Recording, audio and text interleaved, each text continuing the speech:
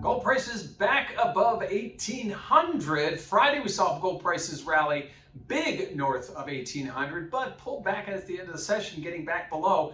At this point, gold prices have been all over the map. Going back a few weeks, we traded 1800. Last Monday, we traded down as low as 1760. So now back above 1800, seeing some pretty aggressive price swings. While the dollar has seen price swings as well, the dollar remains elevated. Cryptocurrencies and treasury yields both coming off their highs but remain elevated. And gold prices finding some new bullish sentiment as they rally back to 1800, a level they were very comfortable with a few months ago but haven't had the ability to stay there for the last couple of months. At this point, we've seen gold prices leaning to the downside. So a bit of a pop in price late last week on Fed Chairman Powell's comments. And now we see them extending those gains to start the week off, getting again back above 1800. Now, what does this mean for volatility?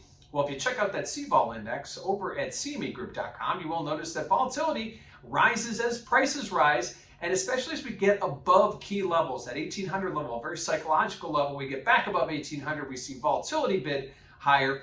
Clearly, with a Fed meeting next week, that could bring some ramifications, some ripple effects on the dollar. So a lot of this may be preparation ahead of the FOMC meeting on November 3rd. But at this point, gold prices, which have been fighting a good fight, but have not been winning that fight as far as higher cryptocurrencies have been stealing the allure, higher treasury yields have been stealing the allure.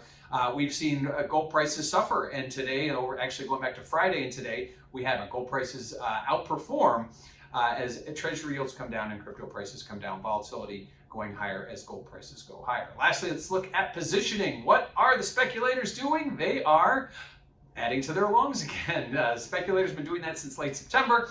One of the things we miss in the CFTC reports, which come out on a Friday but only cover through the previous Tuesday, we miss those intraday. So what happens between Wednesday and Friday isn't necessarily on the Tuesday reports. So we may be seeing gold move on Monday down to 1760 and then back up to 1800. We may have missed some of that in the Wednesday to Friday trade. It'll be interesting to see what happens next week.